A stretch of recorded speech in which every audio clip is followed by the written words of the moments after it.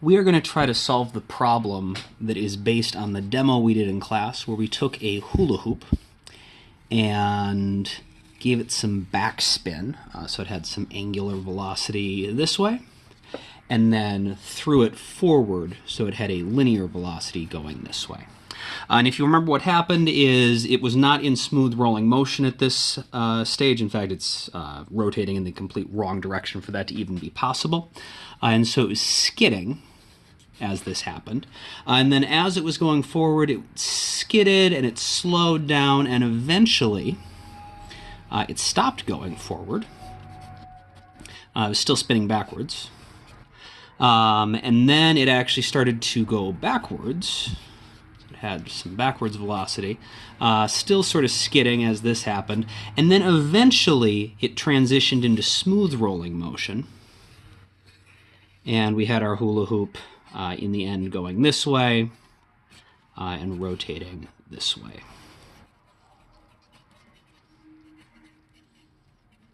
So smooth rolling in the end. And what we would like to figure out is how long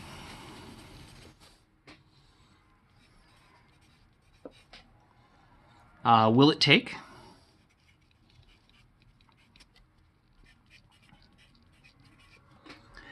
for the hula hoop to start rolling smoothly?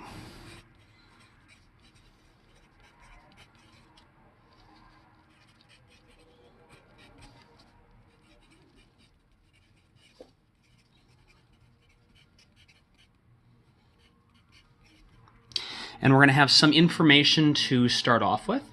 The hula hoop itself, we'll know that the mass of the hula hoop, just make it like 0.5 kilogram, just a little bit over a pound. Radius, it's probably a little under a yard, so we'll say 0.9 meters. It's going to have some initial backspin and some initial forward speed, so we'll say the initial velocity is going to be 2 meters per second. And if we're going to use that in any equations where we actually care about the sign, so if we have the actual velocity, not just the speed, we got to make sure that is going the way we want. And since this is moving forward, our velocity should be positive, so it'll be positive 2. That'll be the initial velocity, the initial angular velocity. That is spinning counterclockwise, so that's going to be positive as well. And we'll say it's spinning at 3 radians per second. And then the other thing that's going to matter is, as this is skidding along the floor, the amount of friction is going to determine how long it actually takes for it to start rolling properly. And so let's say our coefficient of kinetic friction should be pretty low between like the tile floor in the classroom and a plastic hula hoop. Let's just leave it at 0.1. That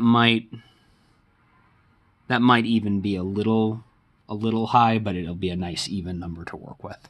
And so based on these parameters, we want to know how long it's going to take for the hoop to start rolling smoothly. So I'm going to stick this over here so we remember what it is that we're trying to figure out. And then I'll set these aside so I can put them back on the screen if we need them. And so to solve this, we are going to need to figure out what's going on with all of our forces. So we're going to draw a little free body, we'll turn this into a free body diagram.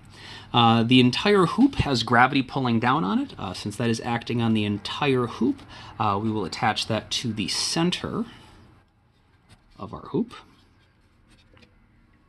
The ground is pushing back up on the hoop. That is at the contact point between the ground and the hoop, and so we'll draw that coming from there.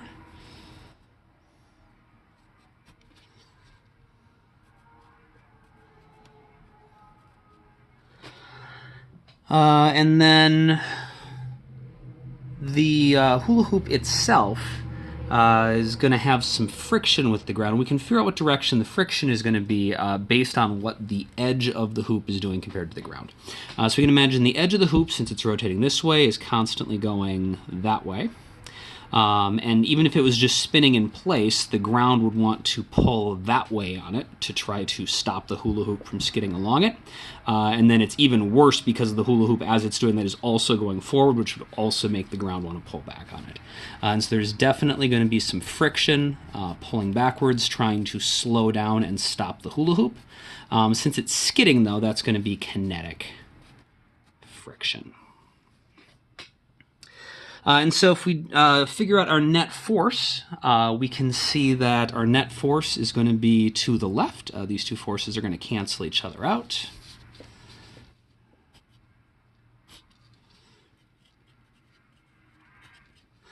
And the net force should just be equal to the force of kinetic friction, which should be equal to mu times the normal force. And we can see on our free body diagram, the force of gravity and the normal force have to cancel each other out. And so that's just going to be mu times the force of gravity. And so we'll have the net force is going to be mu mg. And of course, net force is also mass times acceleration. And so we can use this to solve for the acceleration, which is in the same direction as the net force. The acceleration has to be mu mg over m, so mu times g.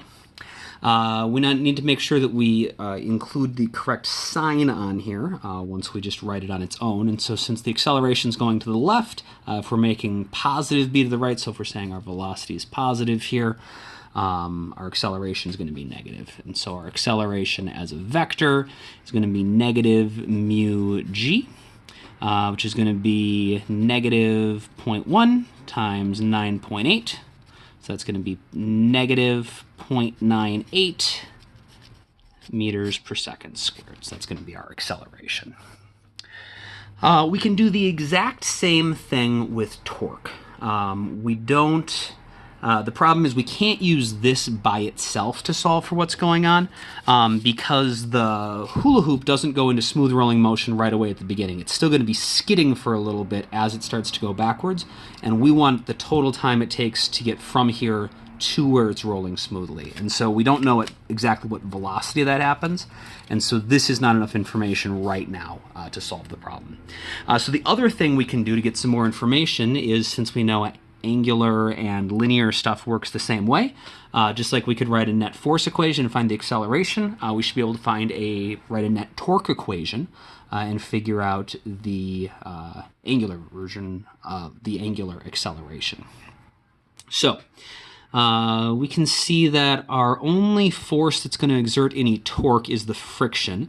The force of gravity and the normal force are both radial, so they are not going to be able to cause any twisting motion, but the friction should cause it to twist this way. And so we're going to have some torque going clockwise. That is going to be equal to, of course, r cross f, which is going to be our radius times our only force we have here is our force of friction. And we know that torque is also equal to, just like net force is mass times acceleration, the net torque is going to be the angular version of mass, moment of inertia, times the angular acceleration. Cross products, remember, are just multiplying the perpendicular components by each other. And so if we want, the torque is going to be r times the component of kinetic friction that is perpendicular to the radius. And you can see from our diagram that the kinetic friction just itself is already perpendicular to the radius. And so its perpendicular component is itself. And so it's just going to be the radius times the force of friction, which is going to be r mu mg, just like we had up here, has to equal I times alpha, the moment of inertia, times the angular acceleration. And so our angular acceleration, just like acceleration is in the same direction as the net force, the angular acceleration is going to be in the same direction as the net torque. guess I can write net torque here. So the angular acceleration is also going to be clockwise. And that's going to be equal to r mu mg divided by the moment of inertia, which for a hoop, if we assume that all the mass is on the outside, is just mr squared. So that's r mu mg over mr squared. M's cancel out, r's cancel out. And so since the acceleration is clockwise and clockwise is negative, that means that our angular acceleration should be negative mu g over r, which is going to be negative 0.1 times 9.8 divided by 0.9, which comes out to negative 1.08 repeating, or 1.09 radians per second squared. So we've got an acceleration and an angular acceleration to work with. And once again, this is still not quite enough information to solve the problem, because although we know the initial angular velocity, we said the initial angular velocity was 3 radians per second, we don't know at the end how fast this is spinning backwards, so we don't have the final angular velocity. And so it seems like neither one of these is quite enough, but together maybe they'll give us enough information.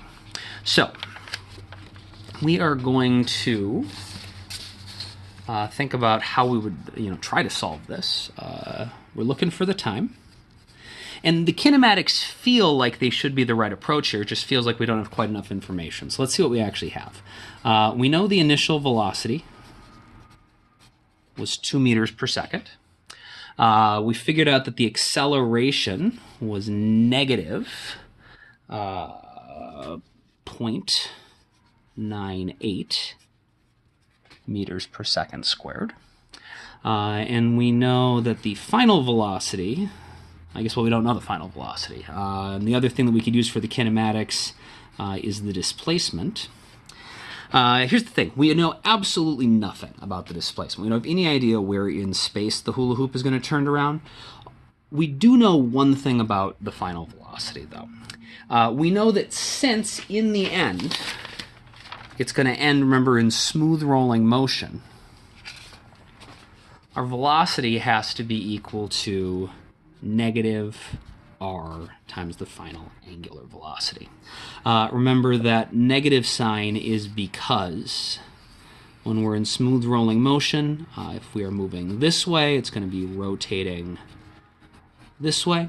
And so our angular velocity is counterclockwise, which is going to be positive. Our velocity is to the left, though, so that's going to be negative. So they need to have opposite signs in order for the equation to work out. We don't know anything about this, but now we actually have, or we have close to 3 things, which is what we need for the kinematics to be able to find the 4th one. We can do something similar with our angular quantities. So if we're doing the angular version of this, we don't know the time. We do know the initial angular velocity, though, was 3 radians per second. We know the angular acceleration was negative 1.08 repeating radians per second squared. And just like we know, the final velocity is equal to negative r times the final angular velocity. The final angular velocity is going to be equal to negative v over r. And so the kinematic equations that would go with these sort of 2 sets of information are v equals v naught plus at, and omega equals omega naught plus alpha t. And we can turn these into simultaneous equations by doing a little substitution. We know that v should equal negative r omega. And so we can substitute out v, and then we can substitute out omega and get an equation that is just in terms of the stuff that we actually have. So if we do that, we know that v naught plus AT is equal to V, so I'm just going to write down this V naught plus AT. And that's equal to V, but instead of V, we're going to use negative R omega. And since we know omega is omega naught plus alpha t, we can just write it that way. And so that's going to give us negative R omega naught minus R alpha t. So then we can take and combine our like terms. We want to get our time terms onto one side and our non-time terms onto the other. So we'll have V naught. We need to add on this R omega naught term. And then we need to get our times onto the other side. So we have equals negative R alpha t. We'll need to subtract AT. And since we eventually want to solve this for the time, we'll factor t out, and we'll get negative R alpha minus A. And so then we can solve for time. Time should be equal to the initial linear velocity plus the radius times the initial angular velocity divided by negative radius times the angular acceleration minus the acceleration itself. And so if we plug our numbers in, our initial linear velocity was 2 meters per second. Our radius was 0.9. Our initial angular velocity was 3. So we have negative, our radius of 0.9. Our angular acceleration was, no, that was on the other page. Where'd it go? Negative 1.08. Repeating, minus the acceleration, which was negative 0.98. And so if we plug that all into a calculator, we should get a positive number because we expect our time to be at some point in the future. And indeed, it should come out to be 2.4 seconds. We could have used a similar approach if we wanted to solve for the final velocity or like the angular velocity or something. We just, instead of substituting velocity and angular velocity out, we could substitute time out.